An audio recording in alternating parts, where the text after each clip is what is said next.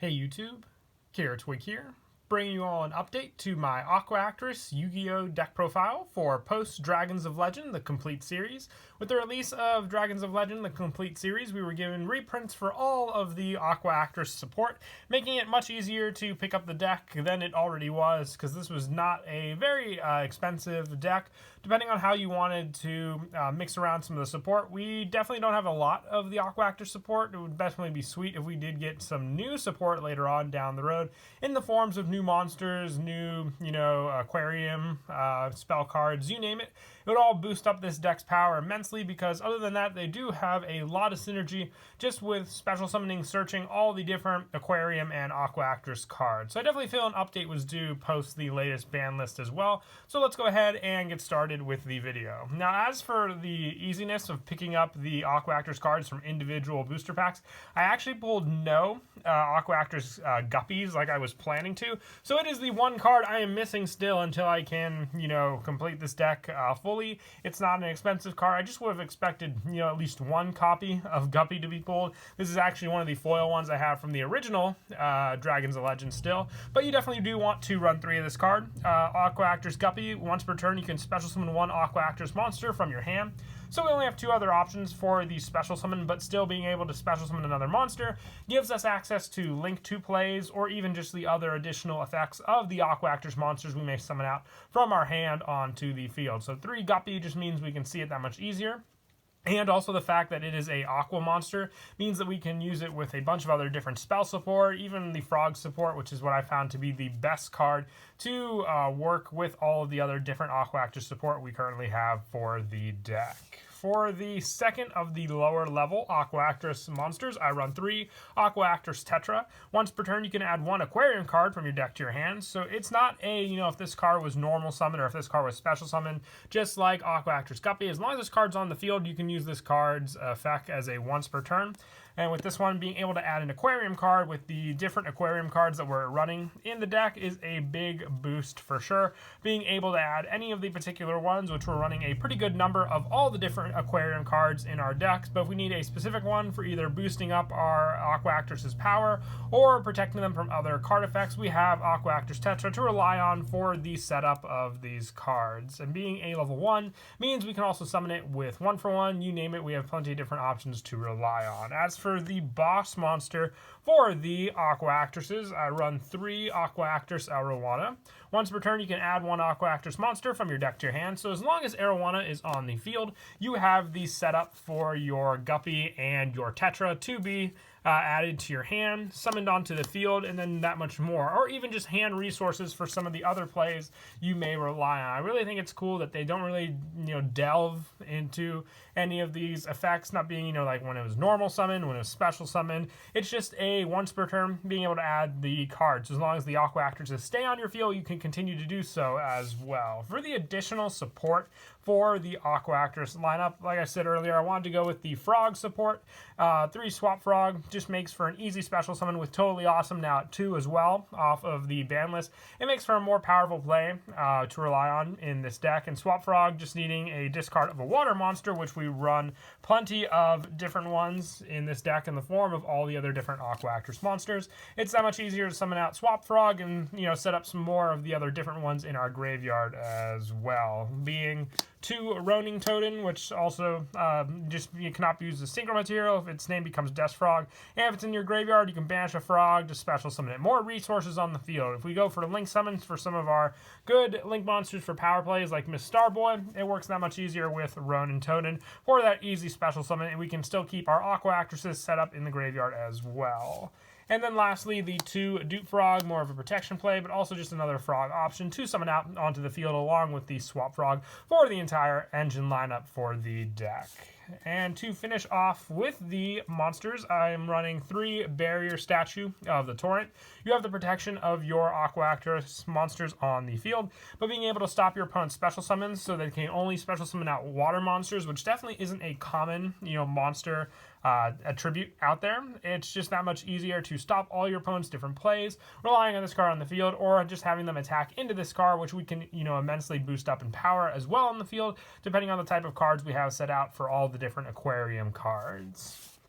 And that is it for the monsters. Like I said, I hope to one day get more support for this deck in the form of different fishes that we may see for the deck. But until then, we'll have to make do for the frog lineup, maybe more of a pure build later down the road when that does happen. For the spell cards, moving on to the next lineup of support for the Aqua Actresses, being the Aquarium continuous spells. There are 3 different types of Aquarium spells. I'm running 3 Aquarium set. All water monsters you control gain 300 attack and defense. All Aqua Actresses you control gain 300 attack and defense. If this card is sent from the field to the graveyard, you can target 1 aqua monster in your graveyard and special summon it. Also, you cannot special summon for the rest of the turn except for aqua monsters, which are not really limited to at all because we have a good amount of different aqua monsters in this deck with that setup. So 3 set just means with your Aqua Actress monsters alone, gaining 600 attack and adding an additional boost to all the water monsters we have on the field makes it that much stronger. And if we just get an additional 2 set on the field, it's that much stronger of a boost as well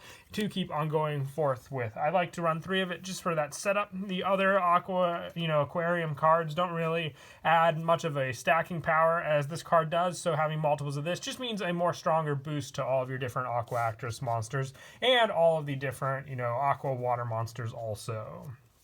And I also run 2 Aquarium stage.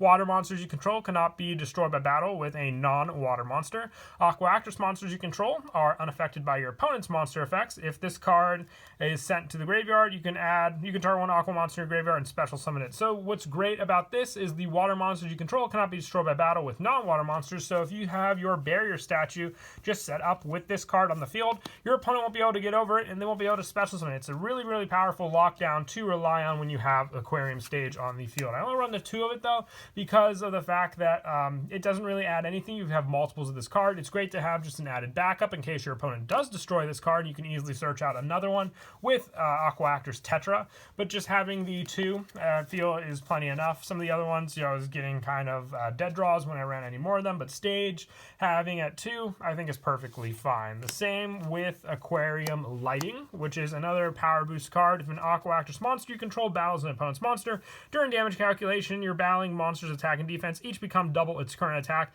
during that damage calculation. Only if it's sent from the field to the graveyard, you can target 1 aqua monster in your graveyard and special summon it. Also, you cannot special summon monsters for the rest of this turn except for aqua monsters. Being a great target for that aqua monster makes it all the better for the fact that the barrier statue is also aqua, but you'll be able to get all the other different Aqua Actress effects based on, when you summon them to the field, because it's not a normal or special summon, restriction that we're limited to with these cards. They just have to be on the field and come around back to your turn.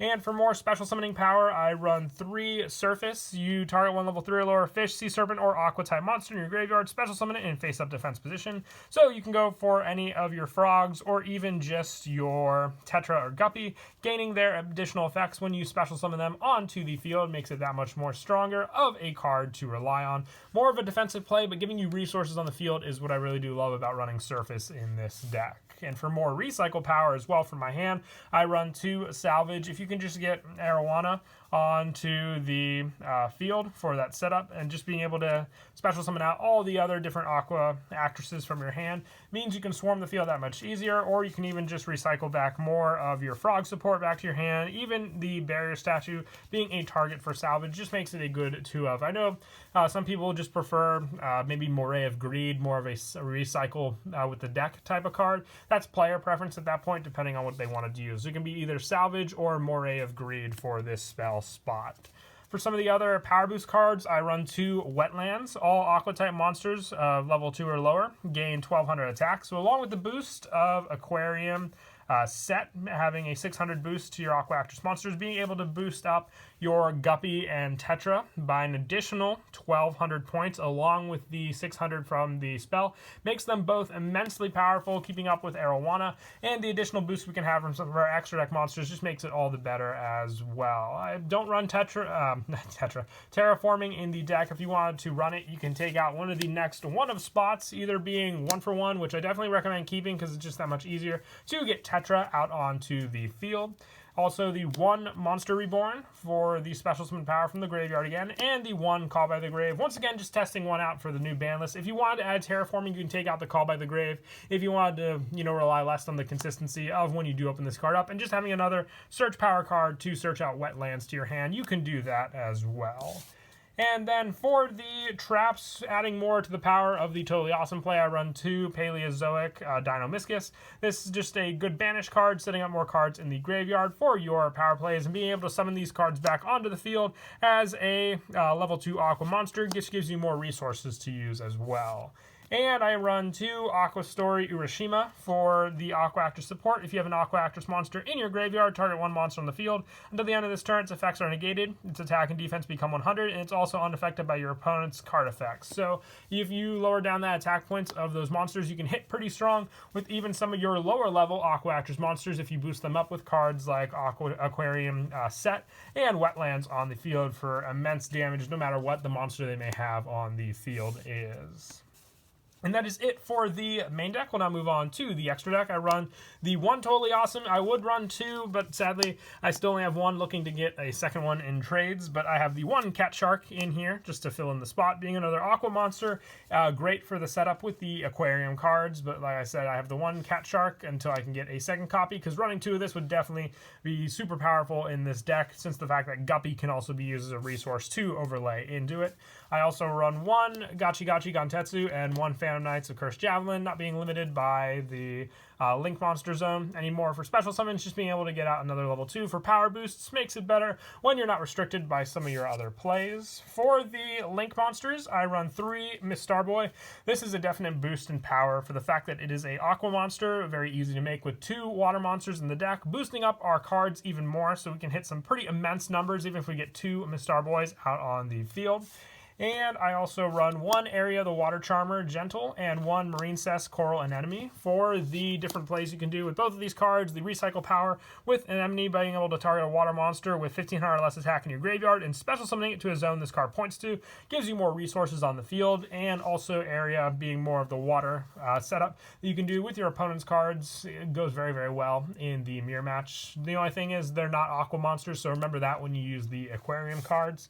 And for the rest of the extra deck, I run the 1 Link Karibo, the 1 Nightmare Phoenix, the 1 Nightmare Cerberus, 1 Nightmare Unicorn, 1 Triple Burst Dragon, and the 1 Access Code Talker to finish off the extra deck. And for the actual plays that you can do for the setup in the deck, a lot of your go-to ones rely on, depending on what Aqua Actress you may set up on the field, but having all 3 to rely on is a good play for sure. If you have Guppy and also Arowana in your hand, there is your play to add all 3 of the different monsters to your hand. If you summon out your Aqua Actress Guppy, using the effect of Guppy, depending on which one you summon out into the field, you can either special summon your Aqua Actress Tetra, and then use Tetra's effect to add an Aquarium card from your deck to your hand. So you can either go for the attack boost, but most of the time I like to search out for the Aquarium set, just because then you'll be able to have the power boost. But Aquarium Stage can protect the Aqua Actress monsters you have on the field by your opponent's cards, and then having the additional play next turn to stand on to wait. You can either then go for a Link Summon using both of the Aqua Actresses for a Miss Starboy play, or you can even go for the play where you keep them on the field just to have the resource available to you for the next turn search. Then using both of the additional effects as well, you can special summon your Arowana from your hand if you open that card up, or you can even then add the second Aquarium card to your hand, whether it be the lighting or the set for power boost or double attack against your opponent, and then having more and more cards to play to set up. If you just play the stall game with these cards, depending on what other cards you set up, whether it be the field spell for power boosts, you can hit big numbers against your opponent, or even just being able to rely on the fact that if you have your original setup with your Guppy and Tetra, being able to go for the Link 2 into Miss Starboy. If you have the Surface card in your hand, being able to activate this to special summon one of the Aqua Actresses back onto the field, and being able to reuse it since it's a brand new card basically on the field, to special summon another one from your hand onto the field, and then gain those additional effects of Arowana, being able to add another Aqua Actress from your hand. So as long as you have the resources for the 2 in your hand, you can then go for the Link Summon, and then have the special summon plays from your hand to add back to your hand as well.